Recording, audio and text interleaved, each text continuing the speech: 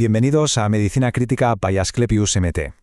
Miren, el cerebro del paciente crítico a menudo es como una caja negra en la UCI.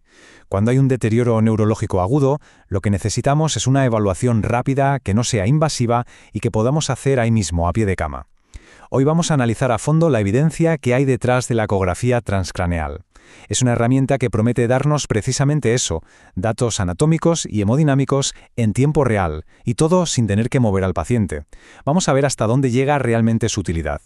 Nuestra hoja de ruta para hoy es muy clara y sigue un razonamiento clínico lógico.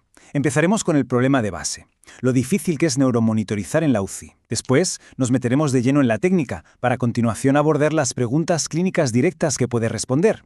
Primero las anatómicas, como el efecto masa, y luego las hemodinámicas, como el vasoespasmo. Y por último, y esto es clave, haremos un análisis crítico de sus limitaciones, para sacar de ahí unas perlas clínicas que de verdad se puedan aplicar con la evidencia en la mano. El reto lo conocemos todos de sobra. Tenemos un paciente bajo pseudonalgesia o con una lesión neurológica primaria. Y claro, el examen clínico pierde muchísima sensibilidad. Y ni hablemos de llevarlo a la sala de tomografía computarizada. Eso conlleva un riesgo, y no pequeño, de desestabilización hemodinámica ventilatoria. Es justo en esa brecha del monitoreo donde se cuecen las peores complicaciones. Y aquí está el kit de la cuestión. Imaginen la escena.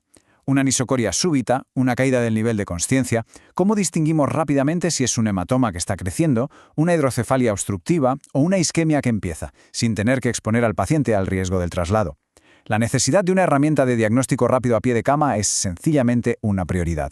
Y es precisamente aquí donde la ecografía transcraneal se postura como la posible solución a este dilema. Vamos a analizar sus fundamentos y a ver cómo nos da esa ventana no invasiva al interior del cráneo. A ver, es fundamental entender que no estamos hablando de una ecografía convencional. La técnica clave es el dúplex transcraneal codificado en color. ¿Y esto qué es? Pues básicamente integra dos tecnologías. Por un lado, una imagen anatómica en modo B que nos enseña las estructuras, y por otro, un análisis Doppler tanto a color como espectral que nos mide la velocidad y la dirección del flujo de la sangre. La clave técnica, y esto es importante, es el uso de sondas de baja frecuencia de unos 2 a 2.5 MHz, que son las que tienen la capacidad de penetrar el hueso del cráneo. El acceso ecográfico al cerebro se hace a través de lo que llamamos ventanas acústicas, que son, simplemente, zonas donde el cráneo es más delgado y deja pasar mejor el ultrasonido.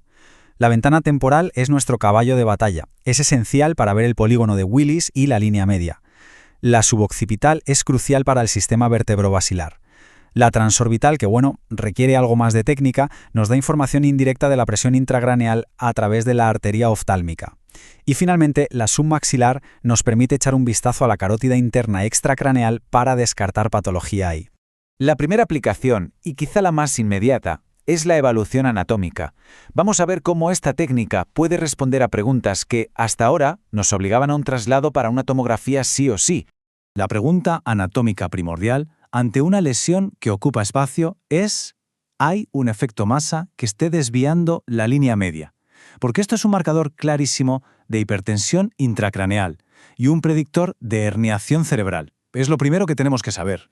Aquí vemos cómo se hace. Usando la ventana temporal, medimos la distancia desde el cráneo hasta el tercer ventrículo, desde los dos hemisferios. La fórmula, A-B partido por 2, nos da una cuantificación de esa desviación. Pero lo más importante es la validación que tiene esto.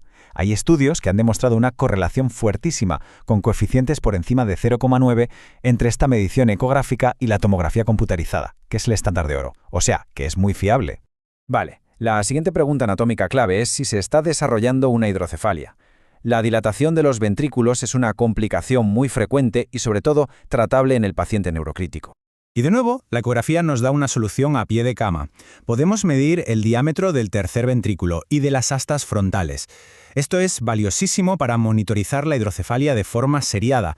Nos evita hacer tomografías repetidas y nos permite, por ejemplo, evaluar la eficacia de un drenaje ventricular externo en tiempo real.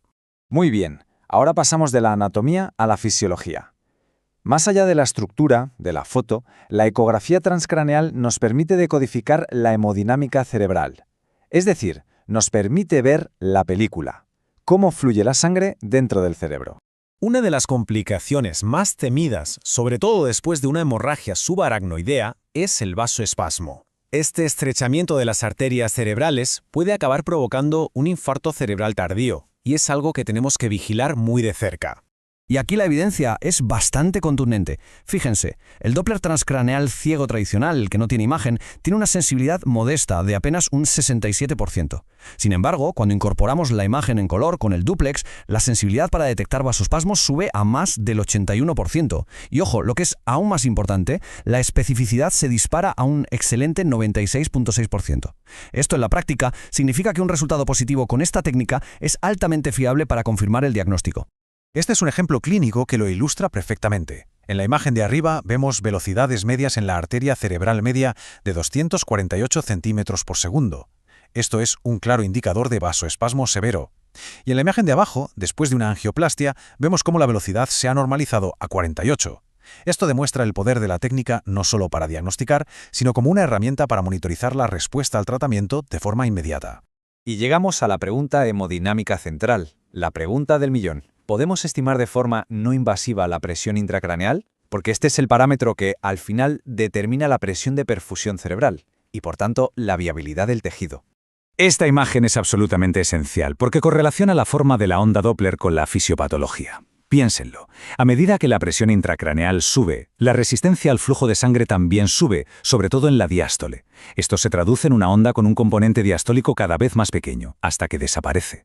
El siguiente paso es el flujo reverberante, donde la presión intracraneal ya iguala a la diastólica arterial. Y finalmente, las espículas sistólicas que nos indican que la presión intracraneal es tan alta que casi no deja entrar sangre. Es un signo premonitorio de parada circulatoria cerebral.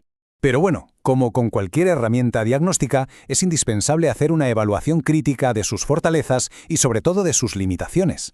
Esto es fundamental para usarla correctamente. El balance está claro. Las ventajas son evidentes. No es invasiva, no hay radiación y podemos obtener datos dinámicos una y otra vez. Sin embargo, las limitaciones son críticas. Primero, es muy dependiente del operador. La curva de aprendizaje es larga. Segundo, en hasta un 15% de los pacientes, sobre todo en mujeres mayores, la ventana acústica temporal es mala y no se ve bien. Y el punto más importante, y quiero que esto quede clarísimo, es una medida indirecta de la presión intracraneal. No sustituye al monitoreo invasivo que sigue siendo el estándar de oro, lo complementa. Perfecto. Pues vamos a destilar toda esta información en unos pocos mensajes clave, unas perlas para llevarnos a nuestra práctica clínica de mañana. En resumen, 3 perlas clínicas que podemos aplicar ya. Primero, como cribado anatómico. Ante un deterioro agudo, úsenla para una evaluación rápida de la línea media y la hidrocefalia. Esto nos va a guiar sobre la urgencia de pedir una tomografía. Segundo, en la monitorización hemodinómica es el estándar de cuidado para el cribado diario de vasoespasmo después de una hemorragia subaracnoidea. Y tercero, para el cribado de hipertensión intracraneal. Su principal valor está en su alto valor predictivo negativo. Un patrón de flujo normal hace muy improbable que haya una hipertensión intracraneal importante, y eso nos puede ayudar a tomar decisiones en pacientes de riesgo intermedio. La pregunta final que queda en el aire es si la ecografía transcraneal se va a convertir en el estetoscopio del cerebro para el intensivista. Bueno, la evidencia sugiere que en manos entrenadas es una herramienta potentísima que complementa, pero que no reemplaza, a las técnicas de imagen y al monitoreo invasivo. Su integración en nuestra práctica diaria es sin duda un gran paso adelante en el manejo del paciente neurocrítico. Gracias por acompañarnos. Para continuar esta discusión y acceder a más contenido de medicina crítica basada en la evidencia, los invito a unirse a nuestro canal de Telegram Medicina Crítica by Asclepius MT y a seguirnos en Facebook y TikTok como Asclepius Medical Training. Hola, soy la doctora Ana y te invito a descargar la aplicación DTC ProCalc. Analiza la hemodinámica cerebral de forma rápida y sencilla. Descárgala ahora en Google Play.